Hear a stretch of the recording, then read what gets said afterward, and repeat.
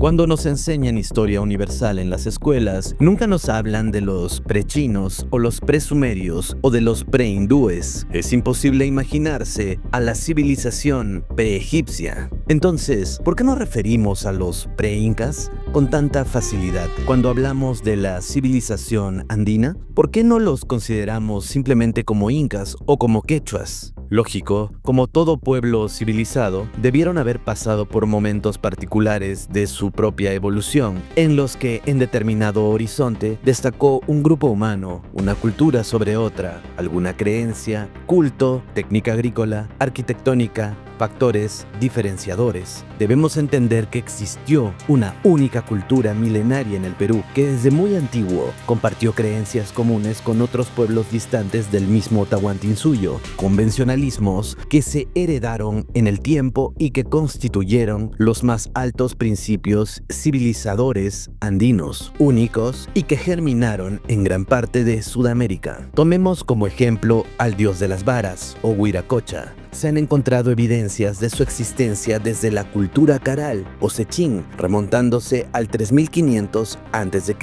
El dios oculado aparece en los antiguos geoglifos de Paracas y Nazca. En Bolivia, Alto Perú, se le encuentra en la Portada del Sol, en Tiahuanaco. Existe incluso presencia del dios civilizador en Chile, con el gigante de Atacama, en pleno desierto. Como vemos, es un culto muy extendido en tiempo y espacio. Otro elemento no menos importante es la figura de la chacana o patapata. Hace algún tiempo atrás, cerca a Lima, encontraron un friso con una chacana que tendría cerca de 4000 años de antigüedad, siendo la más arcaica encontrada en Sudamérica. Igualmente, la hallamos presente en la cultura caral. La chacana fue muy respetada y entendida por parte de los incas, integrada en su arquitectura, textilería, agricultura, calendarios y ritos.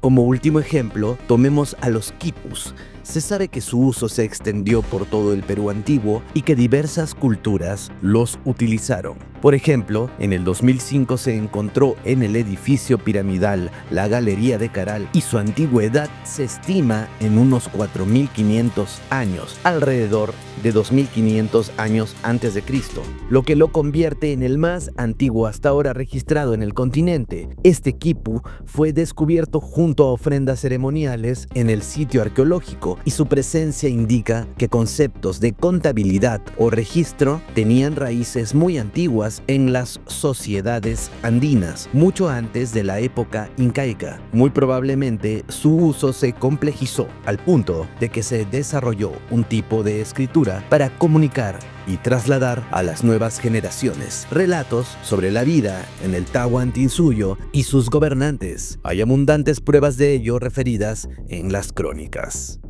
Dan parte de las historias que fueron recogidas por los cronistas españoles del tiempo de la conquista fueron entregadas por los Quipu Camayoc, quienes eran los encargados de codificar y traducir su contenido. Conceptos como la reciprocidad, el culto a los apus, el valor de la ecología, la importancia del trabajo y la justicia social, incluso la arquitectura orgánica, se hacen presentes desde Machu Picchu hasta Caral. Existen desde hace milenios similitudes y sobreviven estas evidencias hasta nuestros días. Pero lo que nos llama la atención es, por ejemplo, la presencia de algunas raíces quechuas en idiomas mucho más antiguos. Asimismo, pasa con el aymara y otros idiomas de América, raíces que se encuentran en el etrusco antiguo. Por citar un ejemplo, ¿Eso significa que nuestros idiomas se popularizaron en el mundo antiguo? Pero ¿cómo es posible esto? Llegados a este punto, es fácil notar que actualmente existe un error en la cronología de la aparición de las culturas peruanas. Por ejemplo, cuando hablamos de la cultura tiahuanaco, encontramos notorias diferencias entre la cronología oficial y las propuestas antiguas. Según la arqueología académica contemporánea, Tiahuanaco pertenece al horizonte medio andino y su desarrollo comenzó hacia los siglos I y II después de Cristo, alcanzando su apogeo entre el 500 y el 900 después de Cristo y extendiéndose su influencia hasta aproximadamente el 1000 después de Cristo. Estas fechas se basan en dataciones modernas de radiocarbono, cerámica y estratigrafía, lo que ha permitido ubicar su origen dentro de la secuencia cultural andina conocida. Aunque la contradicción más grande la daría su máximo explorador, el austríaco Arthur Poznański. Según sus investigaciones iniciadas a comienzos del siglo XX, al datarla, según observaciones astronómicas y científicas, dentro de los 15.000 a 17.000 años en el pasado. Poznański decía que Tiahuanaco habría sido construido mucho antes que cualquier otra civilización en el mundo y que su cultura fue la base de todas las civilizaciones posteriores. Un claro ejemplo de ello es cuando hace referencia a que Tiahuanaco fue un puerto y hoy vemos que el lago ha retrocedido muchos kilómetros. Y es que esta datación estaría de acuerdo con la presencia de grandes edificaciones megalíticas encontradas en todo el mundo, desde México, en nuestro continente, pasando por Europa, África, India e incluso Asia. Pero aún hay más por descubrir en las ciudades perdidas de la selva, donde también hay estructuras megalíticas de cortes perfectos, lo que comúnmente llamamos arquitectura inca imperial. Me pregunto, ¿cuántas culturas más nos falta por descubrir? ¿Cuántas quedaron escondidas debajo del follaje de la agreste selva, que otrora fue el terreno del afloramiento de la civilización americana, según la teoría autoctonista? ¿Cuántas ciudades han sido tragadas por huaicos o diluvios universales en nuestro proceso civilizador? ¿De cuántas nunca nos llegarán noticias? ¿Cuál fue el ensayo y error necesario para lograr la perfección alcanzada y presente en las estructuras megalíticas que se hallan en Tiahuanaco y Cusco? De toda el área megalítica existente en el mundo, ¿por qué el 80% se concentra en el Tahuantinsuyo, en el Cusco para ser exactos? Esto debe significar algo. ¿Es que acaso el Jardín del Edén estuvo en el Perú? ¿Es Machu Picchu más antiguo de lo que nos han contado? ¿Es el famoso Olimpo de los dioses, como dice el autor de Paraguayso, Jesús Gamarra? Ya empezaron a encontrar presencia de homínidos en América, pero estos estudios no tienen mayor difusión. Nuevamente, estos descubrimientos ponen en entredicho el origen del hombre en el mundo, y por qué no, hasta la evolución de las especies. Tal vez existió un hombre andino del que no nos han contado. ¿Existieron entonces diversas culturas pre-incas o estamos hablando de una sola cultura madre? ¿Se trata acaso de los incas paleolíticos? Y es que este tipo de relatos los encontramos en las crónicas proscritas por los historiadores oficiales. Todo aquello que discuta con la hegemonía de las corrientes aceptadas es eliminado de los textos de historia. Ya tenemos un claro ejemplo con la crónica de Fernando de Montesinos, quien se atrevió a transmitirnos una larga lista de reyes incas que nos hablan de milenios de existencia de esta antiquísima cultura andina.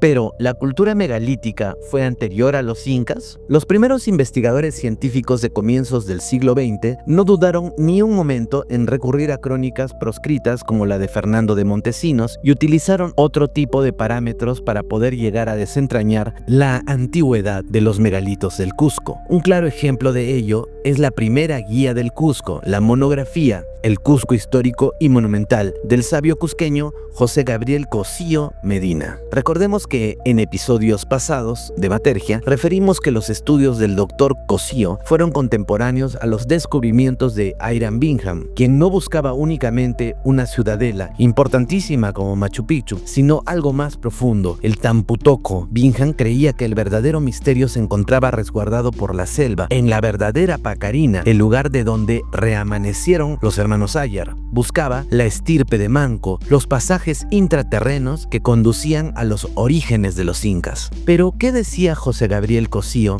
sobre la antigüedad del Cusco? Eso es lo que ahora revisaremos. Adelantamos que por sus postulados consideramos al Dr. Cosío como parte de los divulgadores de la hipótesis del antiguo origen de los megalitos del Tahuantinsuyo, lo que denominaremos la cultura megalítica o la era de los megaterrestres. Lo citamos de inmediato. El Cusco, a los ojos de la ciencia moderna, no fue solo la capital del Tahuantinsuyo o de los incas, ni es ya posible aceptar la tradición de Garcilaso y de la mayor parte de los cronistas españoles, de que antes de aquellos no hubiese existido civilización alguna, ni organización social y política, sino que al contrario, fue sede de anteriores etapas de culturas superiores a la incaica, aunque desarrolladas por pueblos de la misma raza, la quechua. La civilización incaica significaría, pues, como dice Montesinos, cuyas afirmaciones encuentran en gran parte justificación en la crítica moderna, una restauración de un primitivo imperio que 5 o 6 siglos antes de Manco había sido violentamente destruido por alguna invasión de pueblos o tribus bárbaras venidas de lejanas tierras. Quién sabe si los mismos destructores de Tiahuanacu.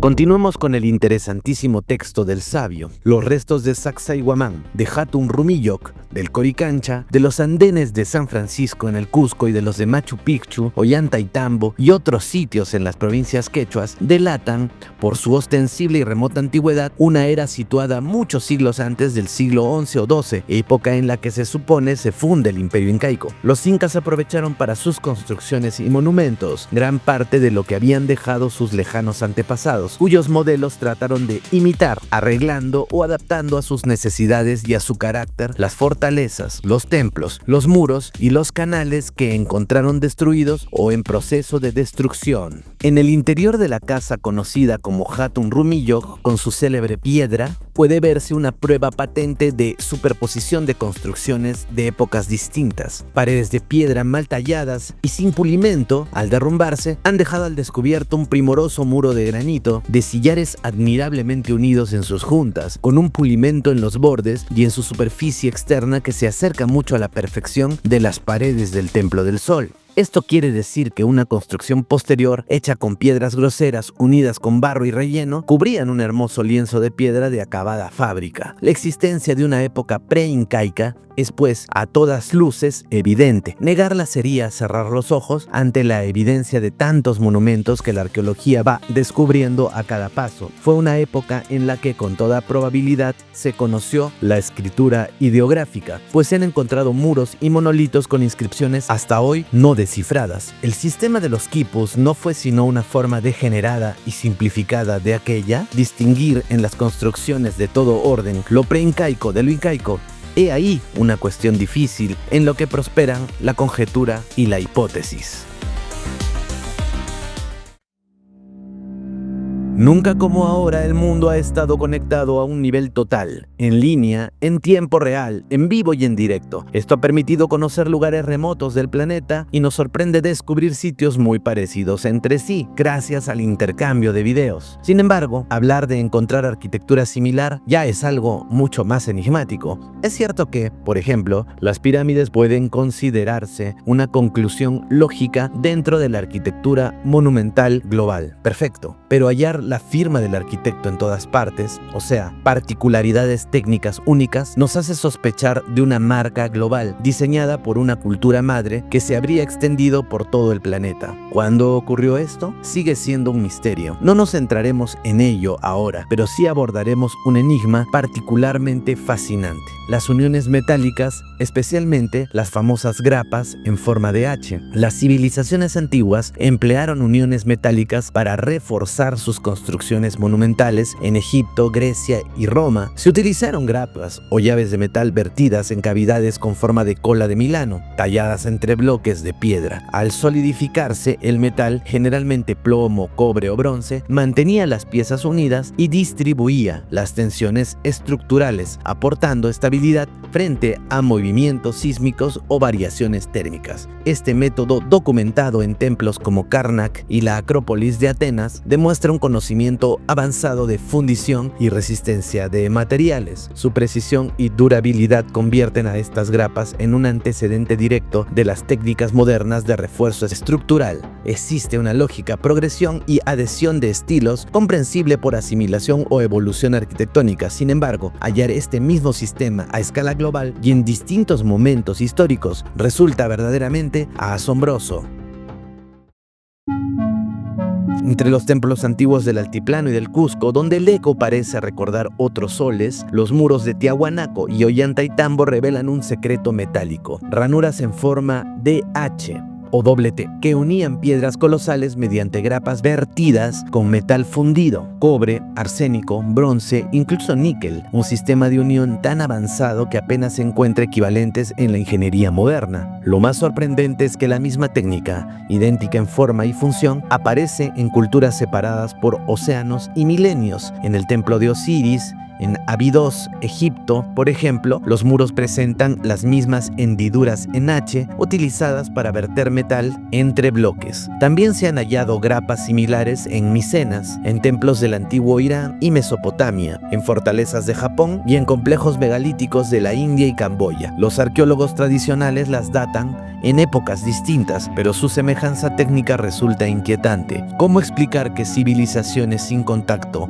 aparente compartieran un mismo método de ingeniería de precisión? ¿Acaso heredaron una tecnología común anterior al último gran cataclismo global, cuando la Tierra sufrió cambios drásticos de clima y nivel del mar hace más de 12.000 años?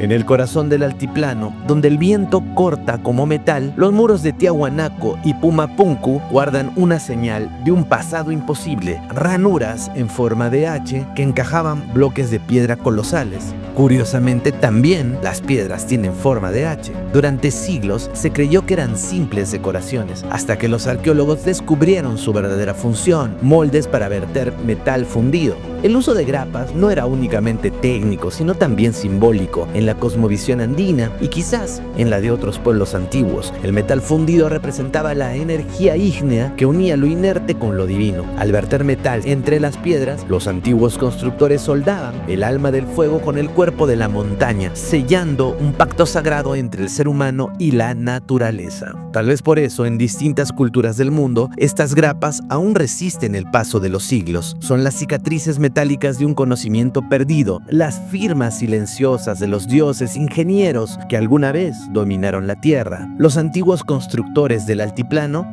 también fundían aleaciones de cobre, arsénico, níquel y bronce directamente sobre la piedra, creando grapas metálicas que unían estructuras de decenas de toneladas con una precisión que asombra. Incluso hoy, cada pieza era vertida a mano como si el fuego hubiera sido un artesano sagrado. ¿Son vestigios de un conocimiento global anterior al último gran cataclismo?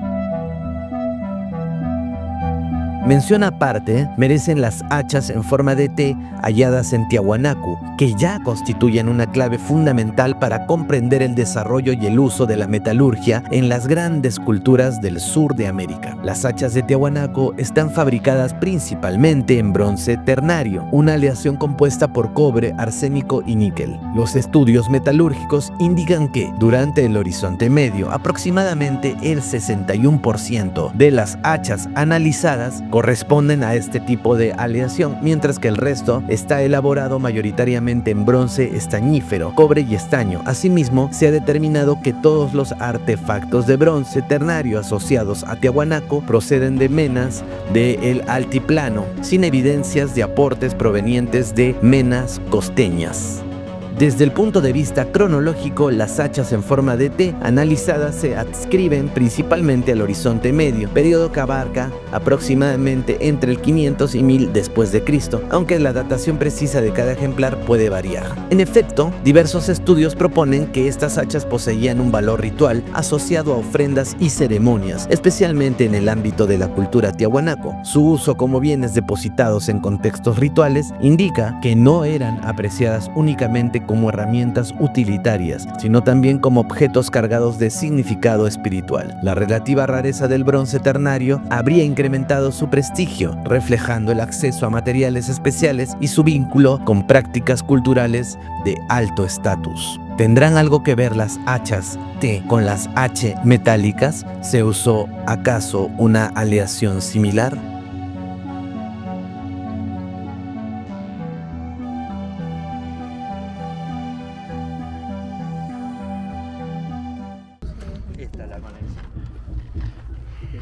Muy bien, aquí tenemos otra de estas llaves, cuñas, muy interesante.